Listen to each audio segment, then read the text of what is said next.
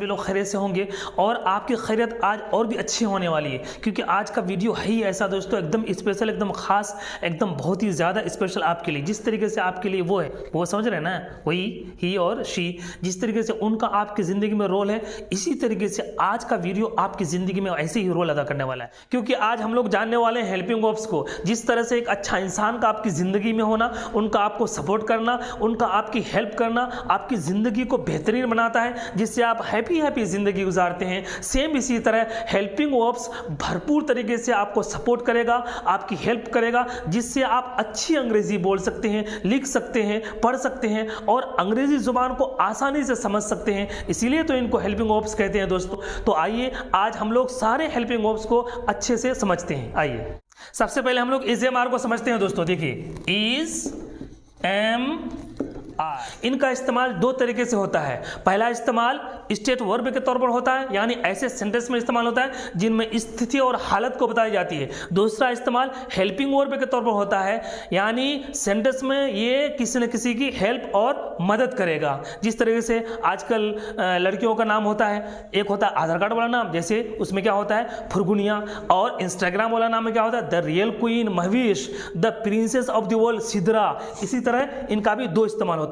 हालत और स्थिति को इस तरह बताता है, जैसे शी इज ब्यूटीफुल।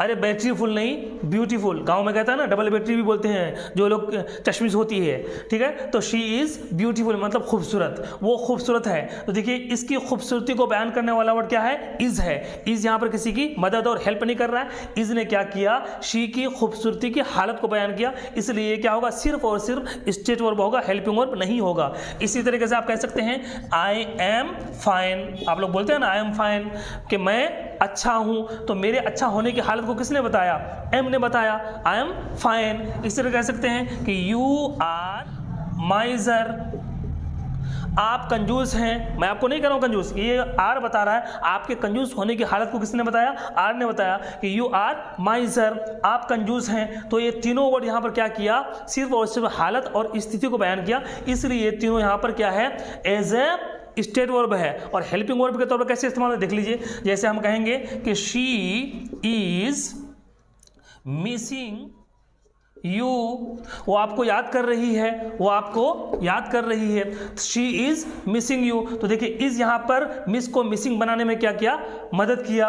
अरे वो वाला मिस नहीं, मिस को मिसिंग कैसे कर, मिस कर दोगे मिसिंग को तो फिर क्या हो जाए, आपको जानते हैं क्या होगा, इसलिए वो नहीं है। तो इज ने मिस को मिसिंग बनाने में क्या किया, हेल्प किया, इसलिए इसको हेल्पिंग वर्ब कहेंगे। और ये क्योंकि एक्शन वर्ब मेन वर्ब से मिसिंग हुआ है, इसलिए ये क्या हो जाएगा, मेन वर्ब हो जाएगा। तो शी इज मिसिंग यू। जैसे आप कह सकते हैं कि आई एम टीचिंग, मैं पढ़ा रहा हूं। तो देखिए एम ने यहां पर क्या किया, टीच को टीचिंग बनाने में मदद किया, ये हो जाएगा मेन वर्ब और ये हो जाएगा कौन सा, हेल्पिंग वर्ब। आया समझ में। आर को भी इस्तेमाल कर सकते हैं, जैसे you are reading, you are reading, आप पढ़ रहे हैं। तो देखिए यहाँ पर आर ने रीड को रीडिंग बनाने में मदद किया, इसलिए क्या हो जाएगा, आर क्या हो जाएगा, हेल्पिंग वर्ब हो जाएगा और रीडिंग मेन वर्ब हो जाएगा। आया समझ में, दोनों समझ में आ गया ना, फर्क समझ में आया कि इज एम आर का इस्तेमाल स्टेट वर्ब के तौर पर भी होता है और हेल्पिंग वर्ब के तौर पर भी होता है। आया समझ में, आगे देखते हैं। सेम इज एम आर की तरह वॉज वर्ब भी होता है, जैसे वॉज और वर, इसको वर बोलेंगे, इसको वॉज बोलेंगे। जैसे स्टेट वर्ब के तौर पर इस्तेमाल करेंगे तो कहा जाएगा कि शी वॉज इल, वो बीमार थी, आप देखने गए नहीं थे, विजिट नहीं किए थे, विजिट कर लीजिए, वो खुश हो जाएगी। तो शी वॉज इल, तो देखिए उसके बीमार होने की हालत को वॉज ने बताया पास्ट में, ठीक है। इसी तरह आप कह सकते हैं कि दे वर भाभी। अरे नहीं, देवर भाभी कैसे होगा, देवर भाभी के चक्कर में हमेशा रहते हो। तो देवर, ये वर है, देवर सैड, देवर सैड था, भाभी खुश थी। अरे ऐसा नहीं, देवर सैड, वही लोग उदास थे। तो देखिए उन लोगों के उदास होने की हालत को वर ने बताया, इसलिए ये क्या होगा, ये दोनों क्या हो जाए, स्टेट वर्ब होगा, हेल्पिंग वर्ब नहीं होगा। अब इनका इस्तेमाल हेल्पिंग वर्ब के तौर पर भी कर लीजिए। जैसे कहा जाए कि he was waiting for you, वो आपका इंतजार कर रहा था, आप आए नहीं, धोखा दे दिए, दूसरे से शादी कर ली, ऐसा नहीं करना चाहिए। यू चीटेड हिम, आपको चीट नहीं करना चाहिए था, बहुत बुरा किया आपने। तो देखिए यहाँ पर वॉज क्या किया, वेट को वेटिंग बनाने में मदद किया, इसलिए हेल्पिंग वर्ब और ये main verb same is am are की तरह है, ठीक है। इसे कह सकते हैं कि वी वर टेकिंग टी, हम लोग चाय पी रहे थे। देखिए वर ने टेक को टेकिंग बनाने में मदद किया, ये हो गया मेन वर्ब और ये हो गया कौन सा, हेल्पिंग वर्ब। हेल्प किया तभी ना हम लोग चाय पिए, ठंडी का ज़माना, चाहे वो हल्का फल्का पिया कीजिए, और वो दूध वाली चाय मत पीजिए, कौन सी चाय, एकदम वो सादा चाय पीजिए। इससे क्या होगा, आपको एनर्जी भी मिलेगी और कोई बीमारी भी नहीं होगी, डिजीज भी नहीं होगी, ठीक है। समझ में आया। तो यहाँ पर देखिए वॉज वर्ब का इस्तेमाल हेल्पिंग वर्ब के तौर पर भी हो गया और स्टेट वर्ब के तौर पर भी हो गया। आगे देख लेते हैं, विल बी को ले लेते हैं। देखिए विल बी का इस्तेमाल भी वैसी ही है, स्टेट वर्ब के तौर पर भी होता है और हेल्पिंग वर्ब के तौर पर भी होता है। जैसे अगर कहा जाए कि शी विल बी हैप्पी, देखिए वो खुश हो जाएगी, तो उसके खुश होने की हालत को किसने बताया, विल बी ने बताया, इसलिए ये क्या हो गया, ये हो गया स्टेट वर्ब। आप कह सकते हैं कि आई विल बी एंग्री, मैं नाराज हो जाऊंगा, आप नहीं आएंगे तो मैं नाराज हो जाऊंगा, इसलिए आ जाइए। तो आई विल बी, तो देखिए मेरे नाराज होने की हालत को विल बी ने बताया, इसलिए क्या हो गया, स्टेट वर्ब। इसका इस्तेमाल हेल्पिंग वर्ब के तौर पर कर लीजिए कि जैसे she will be travelling tomorrow, वो कल यात्रा कर रही होगी। देखिए विल बी ने ट्रेवल को ट्रेवलिंग कर दिया, मदद किया, इसलिए क्या हो गया, विल बी हेल्पिंग वर्ब हो गया और ट्रेवलिंग क्या हो गया, मेन वर्ब हो गया। आया समझ में अच्छे से। अब आइए दोस्तों मेन हेल्पिंग वर्ब की तरफ, डू डज को जान लेते हैं। डू डज को जानना बहुत जरूरी है, उसको नहीं जानेंगे तो कैसे आपको पता होगा, कैसे आप उसको कहेंगे कि डू यू लव मी, उसको पूछेंगे कैसे, इसलिए डू डज को जानना बहुत जरूरी है। आइए देखिए, डू या डज, डू या डज, आपको पता ही है कि डू किसके लिए होता है, प्लूरल के लिए होता है और डज सिंगुलर के लिए होता है। जैसे अगर कहा जाए कि डू यू लव मी, तो देखिए यहाँ पर डू ने क्या किया, डू ए हेल्पिंग वर्ब है ये, और लव क्या है, मेन वर्ब है। तो डू यू लव मी आप कंफर्म कैसे करेंगे, ऐसे ना करेंगे, क्या आप मुझसे मोहब्बत करते हैं। तो यहाँ पर डू ने क्या किया, क्या का मीनिंग दिया, ये क्या किया, इसने हेल्पिंग वर्ब का काम किया और ये मेन वर्ब हो गया। इसी तरीके से डज ले लीजिए कि डज शी लव यू, उल्टा कर दीजिए, क्या वो आपसे मोहब्बत करती है, खामा ही उसके पीछे हो, ठीक है, इसलिए पहले कंफर्म कर लो। तो डज शी लव यू, क्या वो आपसे प्यार करती है। तो डज ने क्या किया, हेल्पिंग वर्ब का काम किया, हेल्प किया और ये खूब हेल्प करेगा आपको, ठीक है, कहाँ आप समझ रहे हैं ना, उधर ही, ठीक है, समझ में आया। तो डू डज का इस्तेमाल इस तरीके से होगा। डू डज का इस्तेमाल एक जगह और होता है जहाँ एम्फसाइज होता है, जहाँ सेंटेंस में जोर दिया जाता है। जैसे अगर कहा जाए कि आई डू लव यू, उसने कहा कि आप मुझसे प्यार नहीं करते, आपने कहा आई डू लव यू, मैं आपसे प्यार करता तो हूँ, तो आपने क्या जोर दिया। जैसे आपने कहा कि शी लव मी, आपके दोस्त ने कहा कि आपसे वो मोहब्बत नहीं करते, आपने कहा शी डज लव मी, वो मुझसे मोहब्बत करती तो है, आपने बात को क्या किया, जोर देकर कहा। तो यहाँ पर डू और डज सिर्फ और सिर्फ क्या करने के लिए आया, एम्फसाइज के लिए आया, सिर्फ और सिर्फ जोर देने के लिए आया है, बात को पक्का करने के लिए आया है, ठीक है, आया समझ में। आगे डीड को देख लेते हैं। देखिए डीड भी दो तरीके से इस्तेमाल होता है, एक क्वेश्चन के लिए आता है जिससे डू डज हुआ था, और दूसरा एम्फसाइज यानी जोर देने के लिए, बात को पक्की करने के लिए। जैसे कहा जाए कि डिड यू मैरी हर, क्या तुमने उससे शादी किया, क्या तुम्हारी उससे शादी हो गई। वो कहने लगा ऐसे कैसे होगी, उसने तो ऐसे वैसे कर दिया, समझे ना, ठीक है। तो देखिए यहाँ पर क्वेश्चन के लिए आया डीड ने क्या किया, यहाँ पर हेल्प किया है। इसी तरीके से आप अगर कह सकते हैं कि डिड शी कॉल यू, क्या उसने तुमको फोन किया, तो देखिए क्वेश्चन के लिए आया। इसी तरीके से आप कह सकते हैं कि आई डिड कॉल हर, उसकी सहेली ने कहा आपने उसको फ़ोन नहीं किया था, हमने कहा मैंने उसको फ़ोन किया तो था, वो उठाई नहीं थी, मैंने उसको फ़ोन किया तो था। देखिए डिड का इस्तेमाल यहाँ पर सिर्फ और सिर्फ एम्फसाइज के लिए, जोर देने के लिए है, कह सकते हैं इस तरीके से। जैसे आप कह सकते हैं कि शी डिड मिस यू, आपने उसके सहेली से कहा, आपने उसकी सहेली से कहा कि वो मुझे याद नहीं करती है। उसने कहा कि शी डिड मिस यू, वो आपको याद की तो थी, आपने ही उसको याद नहीं किया। ठीक है, आया समझ में। यहाँ पर डिड का इस्तेमाल किसके लिए है? सिर्फ और सिर्फ जोर देने के लिए, और यहाँ पर डिड का इस्तेमाल क्वेश्चन के लिए है, सवाल के लिए। ठीक, आगे विल और शेल को जान लेते हैं। विल और शेल। देखिए दोस्तों, शेल का इस्तेमाल खत्म हो गया है। ये ट्रेडिशनल इंग्लिश में इस्तेमाल होता था, मॉडर्न इंग्लिश में इसका इस्तेमाल नहीं है। एक इस्तेमाल है, उसको हम बता देंगे। और विल का इस्तेमाल देख लीजिए। विल जैसे आइल मिस यू, मैं आपको याद करूंगा, बिल्कुल याद करूंगा, जिंदगी भर याद करूंगा, बिल्कुल याद करूंगा। तो आई विल मिस यू, तो यहाँ पर विल का इस्तेमाल किस लिए हुआ है? यहाँ पर हेल्पिंग वर्ब के तौर पर हुआ है। और मिस क्या हो गया? ये मेन वर्ब हो गया। इसी तरीके से आप शेल का इस्तेमाल आप कर सकते हैं कि शैल वी गो। तो यहाँ पर देखिए शेल वी गो का ये ट्रांसलेट नहीं करेंगे, क्या हम लोग जाएंगे, इसका इस्तेमाल इस तरह से नहीं। और शेल का इस्तेमाल एक ही इस्तेमाल है, वो ये है कि शेल वी गो, क्या हम चलें, हमें चलना चाहिए। शुड की मीनिंग में यहाँ पर इस्तेमाल होगा। यहाँ पर क्वेश्चन वोश्चन कुछ भी नहीं होगा। आया समझ में? तो शेल का इस्तेमाल होता ही नहीं है, एक ही सेंटेंस इस्तेमाल होता है। हर जगह आप आई हो, वी हो, ही हो, हर जगह क्या करेंगे? विल का इस्तेमाल करेंगे। ठीक, आगे वर्ड है हैज हैव। देखिए हैज या हैव, आपको पता है कि हैज सिंगुलर के लिए आता है, हैव प्लूरल के लिए आता है। जैसे सेंटेंस ले लेते हैं कि she has married, she has married. तो हैज यहाँ पर क्या हो गया? हेल्पिंग वर्ब हो गया। मैरिड विथ थ्री है, ये क्या हो गया? मेन वर्ब हो गया। शी हैज मैरिड, उसकी शादी हो चुकी है। अफसोस की बात है, आप चले गए विदेश, उसने इधर क्या कर लिया? शादी के लिए आपको नहीं जाना चाहिए था। यू शुडंट हैव गॉन, आपको यही रहना चाहिए। थोड़ा ही कमाते, लेकिन वो तो मिल जाती। ठीक है, तो शी हैज मैरिड हो गया। आया समझ में? आप इसी तरह कह सकते हैं कि आई हैव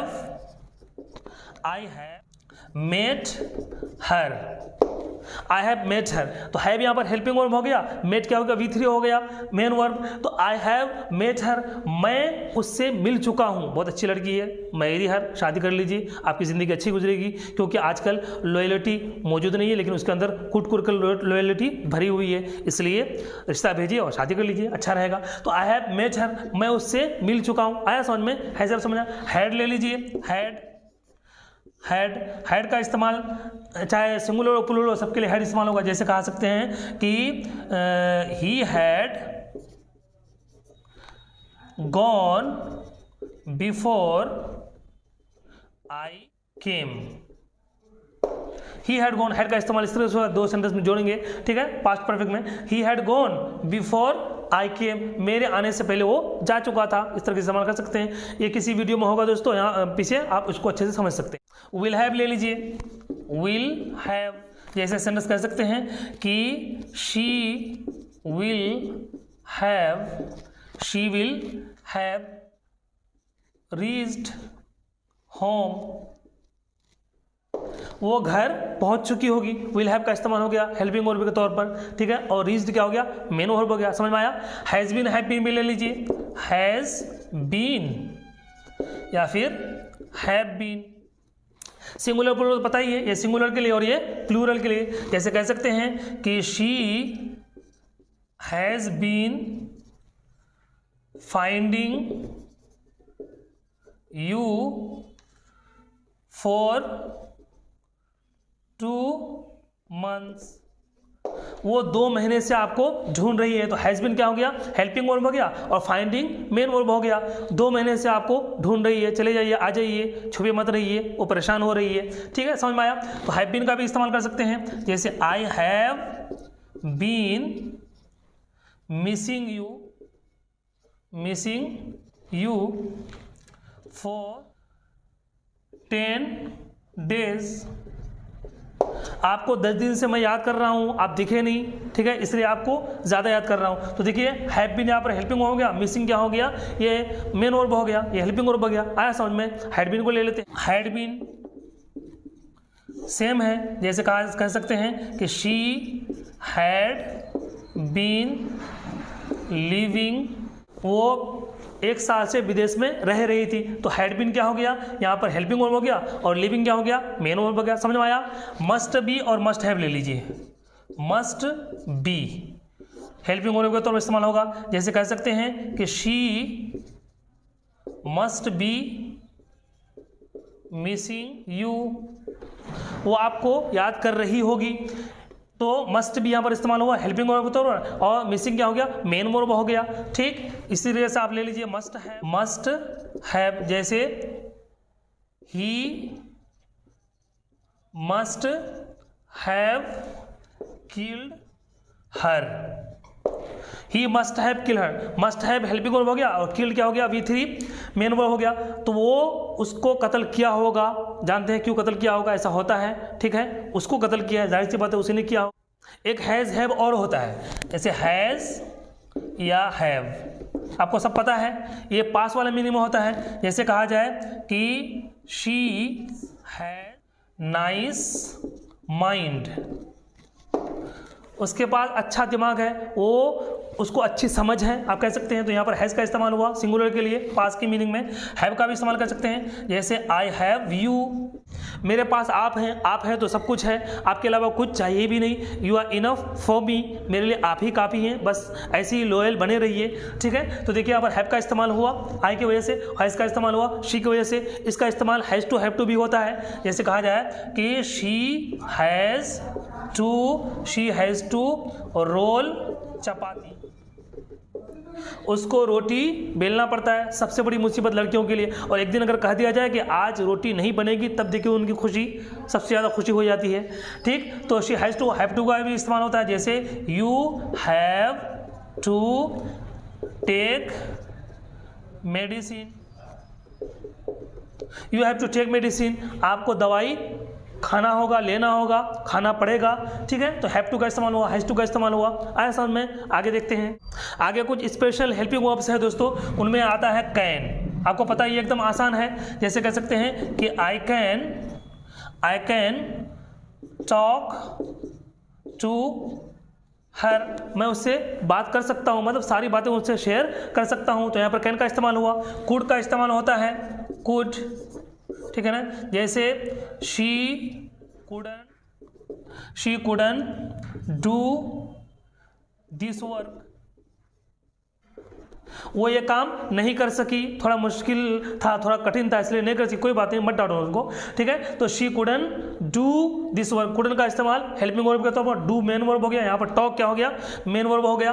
कुड हैव का इस्तेमाल कर सकते हैं, जैसे I also could have, could have का इस्तेमाल, I also could have abuse her, मैं भी उसको गाली दे सकता था। आगे शुड ले लीजिए, शुड, इसका भी बहुत ज़्यादा इस्तेमाल है। शुड चाहिए, जैसे कह सकते हैं कि शुड आई मैरी हर, क्या मुझे उससे शादी करना चाहिए। तो शुड यहाँ क्या हो गया, हेल्पिंग वर्ब हो गया, और मैरी मेन वर्ब हो गया, कर लीजिए शादी, अच्छी लड़की है। ठीक, इस तरह कह सकते हैं। मस्ट कह सकते हैं, मस्ट का भी इस्तेमाल होता है, जैसे you must talk to her, आपको ज़रूर उससे बात करनी चाहिए। ऑट टू एक वर्ड होता है, ऑट टू, जैसे you ought to help the poor, आपको ज़रूर से ज़रूर गरीबों की मदद करनी चाहिए। तो ऑट टू भी हेल्पिंग वर्ब हो गया, मस्ट हो गया, शुड हो गया। शुड हैव ले लीजिए, आपको उसे बताना चाहिए था, मस्ट हैव, आपको उसे ज़रूर बताना चाहिए था, आपको उसे ज़रूर से ज़रूर उसको बताना चाहिए था। यहाँ पर ऑट टू हैव भी लिख सकते हैं और मस्ट हैव भी लिख सकते हैं, सब हेल्पिंग वर्ब हो जाएगा। और यहाँ पर क्या, टोल क्या हो गया, टोल V3 हो गया, मेन वर्ब। आया समझ में अच्छे से? ठीक, कुछ और है, देख लेते हैं थोड़ा बहुत। आगे वर्ड है वुड, देखिए वुड। वुड का इस्तेमाल कई तरीके से होता है दोस्तों, 2-3 हम लिख देते हैं, किसी वीडियो में होगा, आप डिटेल में वहाँ पर देख सकते हैं। ठीक है, देखिए वुड का इस्तेमाल, जैसे वुड यू